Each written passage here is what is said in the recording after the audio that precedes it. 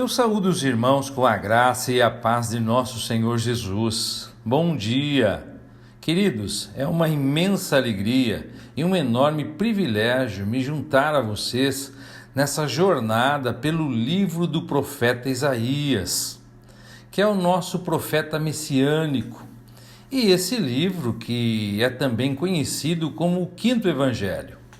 Aqui com vocês o professor Fábio Machado, e hoje estaremos meditando nos capítulos de 5 a 8.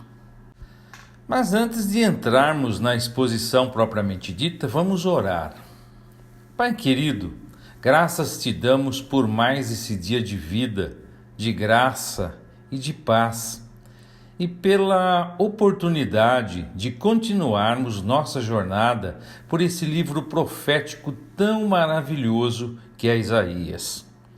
Peço-te que nos dirija e nos abençoe em cada exposição, que possamos estar atentos para as palavras do teu Filho Jesus, quando nos orientou para que examinássemos as Escrituras, porque nós teríamos nelas nossa vida eterna, pois são elas que testificam dele.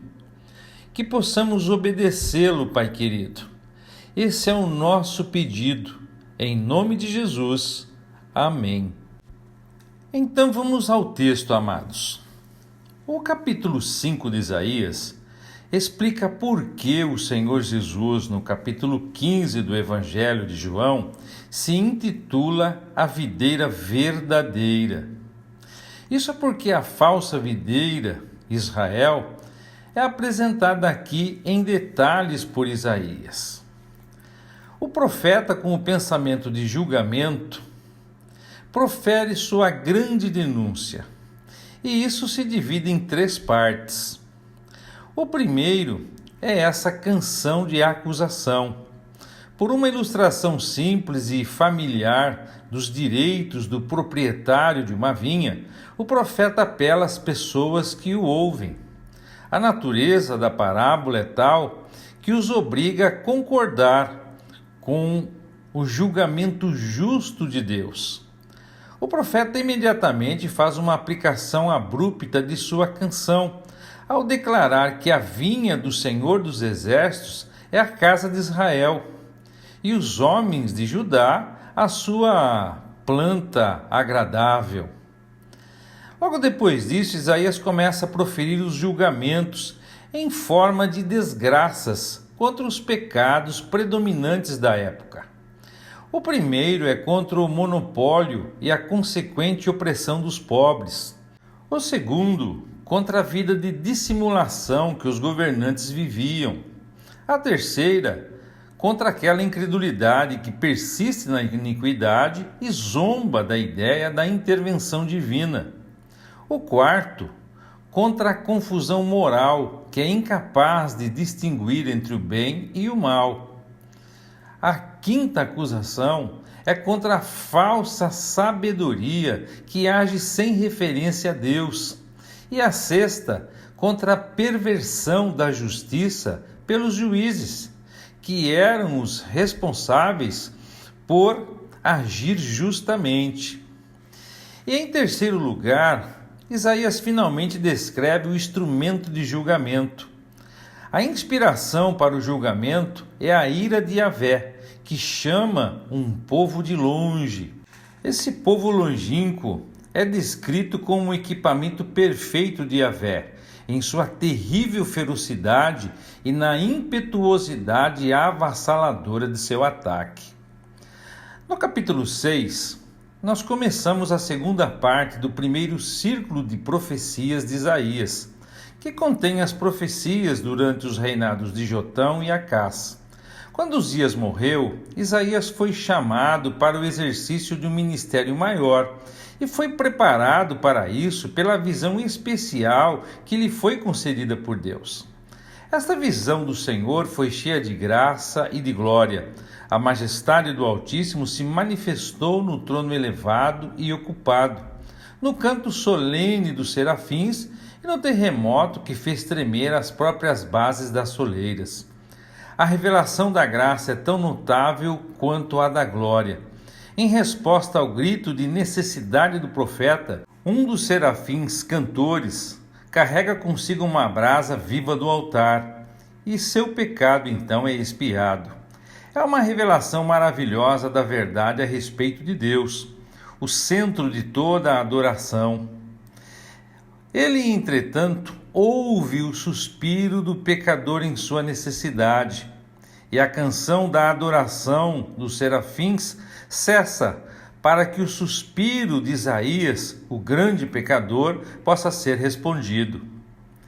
Seguindo essa visão, a voz do Senhor chama um mensageiro, e o profeta, então purificado de seu pecado, atende o chamado. Ele é então comissionado para o ministério de julgamento. E em resposta ao questionamento, à indagação de sua parte, uma palavra é dita que limita o julgamento e revela que o propósito de Deus a seu povo não deveria ser totalmente frustrado. Ou seja, o Senhor destruiria toda a terra de Israel e bem menos de 10% sobreviveria. E assim como ao cortar de uma árvore sobra-se um toco, assim seria com Israel. E esse toco seria uma semente santa. Para quem ainda está em dúvida, esse toco é o Senhor Jesus que floresceria. No capítulo 7, Isaías, imediatamente após atender ao chamado de ser profeta, passa então a nos narrar o relato de seu encontro com Acás. Rezim, o rei da Síria, e Peca, o rei de Israel, haviam entrado em uma confederação contra Judá, e um grande temor apoderou-se do povo. O profeta declara a Acás que o conselho desses reis não prevaleceria se ele, Acás, ficasse quieto e confiasse em Deus. É oferecido um sinal da parte de Deus, mas Acás se recusa a pedi-lo. Essa recusa é um ato de incredulidade, que é repreendido pelo profeta, e então declara que o sinal será dado, a saber, que um filho nascerá de uma virgem. E qual o significado deste sinal para Acás? É que quando este grande príncipe vier, no futuro iminente, ele não nascerá por descendência de Acás, mas nascerá maravilhosamente sem pai humano. Isso está intimamente associado à casa de Davi, para ser visto como o herdeiro davídico, mas não dele, para escapar da mácula, do pecado, da incredulidade de Acás. Isso é um sinal específico da rejeição de Acás por parte de Deus. Esse sinal teve uma aplicação imediata, mas é o início na profecia de Isaías de um pensamento que cresce à medida que ele prossegue em suas profecias, até ser visto como sendo messiânico em sua plena intenção. Aqui ele termina sua mensagem a Acás, declarando que o julgamento recairá sobre Judá, e ele então passa a descrever a invasão assíria, com seus terríveis resultados para o povo. No capítulo 8, nós temos um relato de como Isaías deixa seu ministério mais público para se dedicar a um pequeno círculo de almas crentes. Essa partida foi assinalada quando ele escreveu em uma tábua a palavra Maher Shulau Asbaz, que significa o despojo se apressa, a presa se apressa.